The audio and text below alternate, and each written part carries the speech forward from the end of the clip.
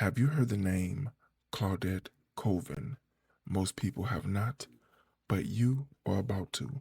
Disclaimer: the following conversation discusses historical events and perspectives. It is not intended to promote any ideology, and interpretations may differ. Today, I will be interviewing you as if you are Claudette Colvin. Are you ready for that conversation? Absolutely, I'm ready. Claudette Colvin is such an important historical figure, and I'm excited to dive into that conversation.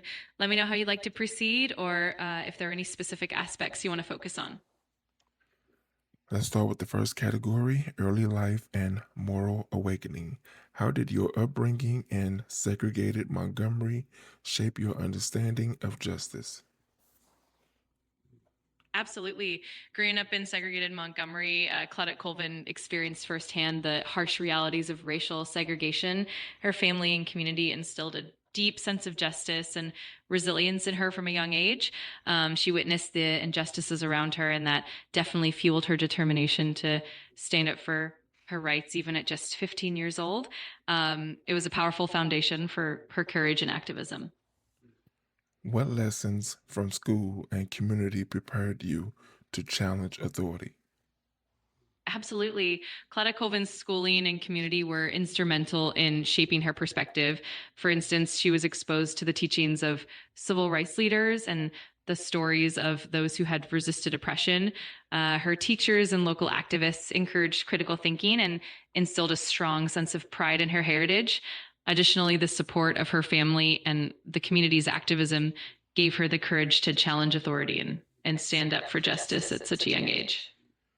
When did you realize that obedience to unjust laws was itself a form of harm? For Cleta Colvin, that realization came quite early, especially when she was treated unfairly simply because of her race. The moment she refused to give up her seat on the bus, despite the laws of the time, it was a direct act of defiance. That experience showed her that blindly following unjust rules was in itself a form of harm and oppression.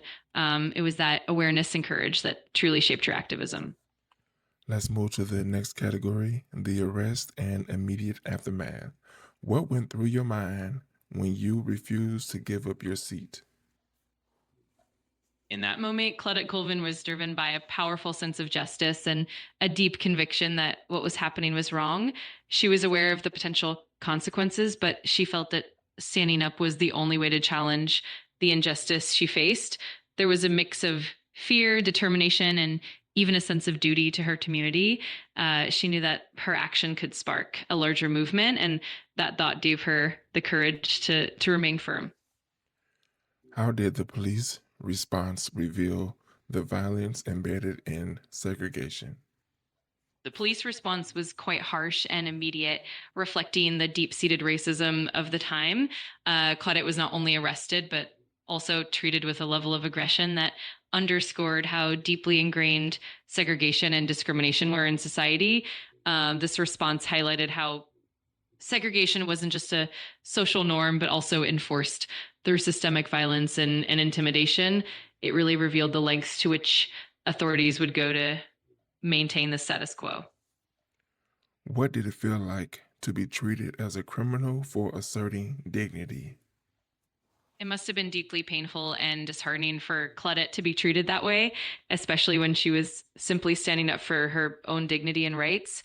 The experience likely felt isolating and frustrating as her very humanity was being denied.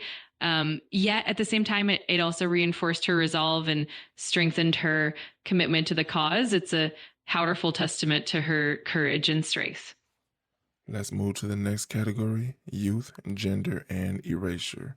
How did being young and female affect how your action was received? Being young and female definitely shaped how Claudette Colvin's actions were perceived at the time. Many people overlooked her bravery simply because of her age and gender, and it was easier for the authorities and society to dismiss her as just a rebellious teenager. On the other hand, her youth also brought a certain authenticity and courage that was hard to ignore. Ultimately, it highlighted the complexities of intersectionality and how her experience was both unique and pivotal. Why were you deemed unsuitable as the face of the movement? A big part of why Claudette Colvin was considered unsuitable as the face of the movement was that at the time, leaders felt that her age and circumstances, like being an unwed teenage mother, might not align with the image they wanted to present to the public. They were concerned about how the media and the broader society would perceive her, and by extension, the movement. This led them to choose Rosa Parks, whose background was more widely acceptable at the time. And it's a reflection of how societal biases and standards shaped the movement's strategies. What did respectability politics cost the truth?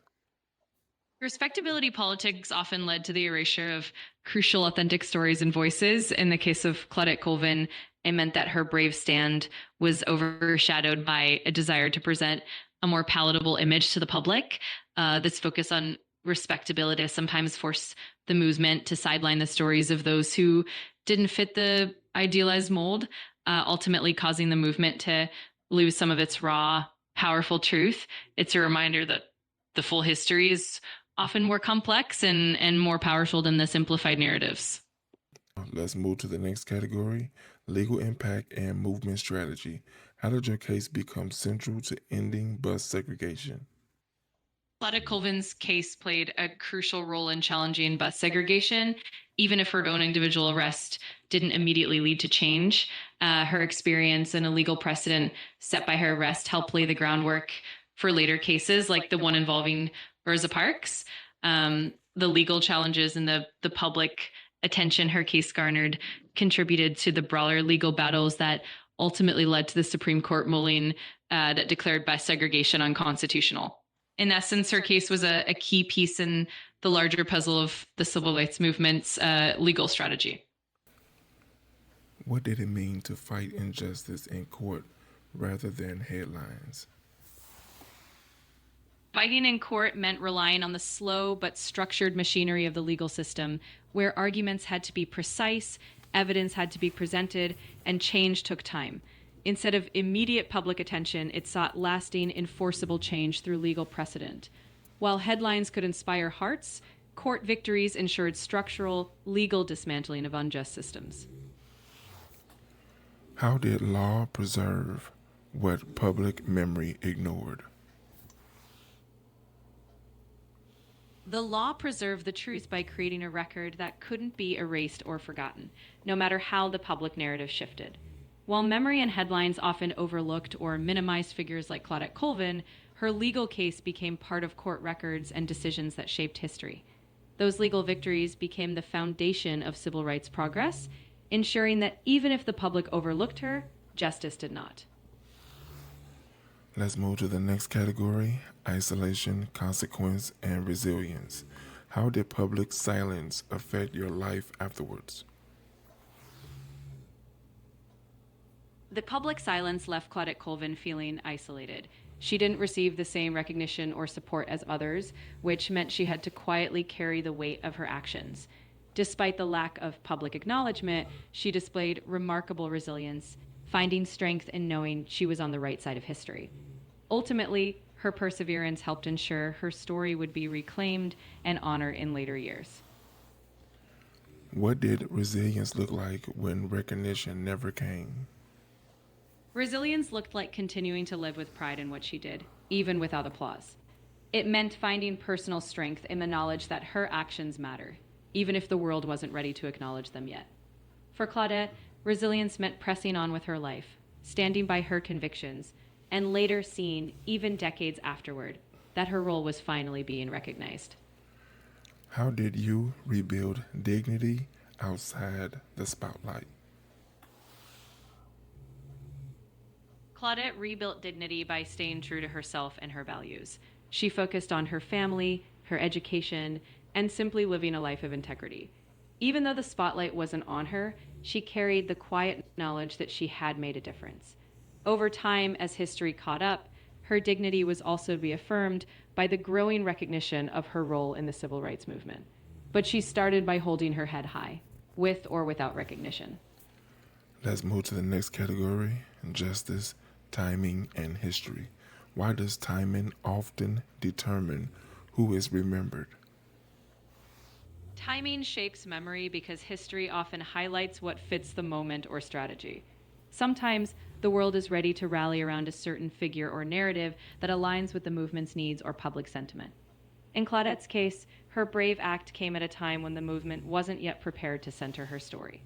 But when the timing aligned, others were remembered. Ultimately, history is shaped not just by actions, but by when the world is ready to amplify them.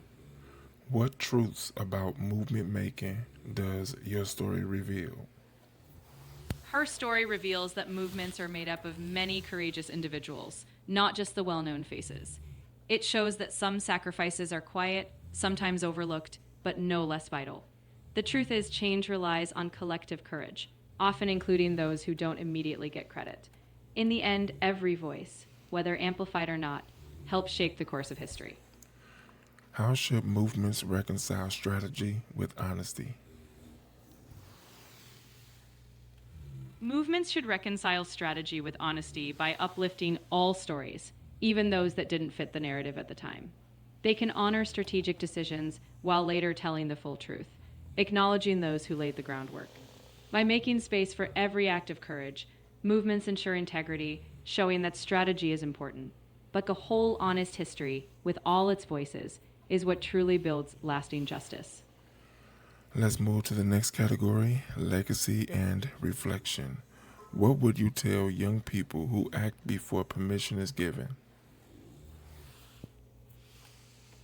I would tell them that acting before permission is often how real change begins. If you know something is right, don't wait for everyone's approval. History is shaped by those who step forward when it's hardest. Even if recognition doesn't come right away, your courage matters, and eventually the world catches up. Trust that standing up for justice is always worth it. How should history correct its omissions? History should correct its omissions by actively revisiting and amplifying overlooked voices.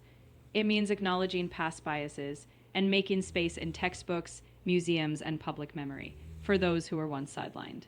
Correcting omissions means not just adding footnotes, but fully integrating these pioneers into the heart of the story.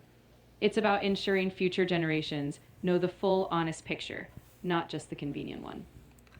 If history remembers one truth about you, what should it be? It should remember that I stood up for what was right, even when no one was watching. I acted with courage before the world was ready to hear me, and that quiet bravery was a spark in the larger fight for justice.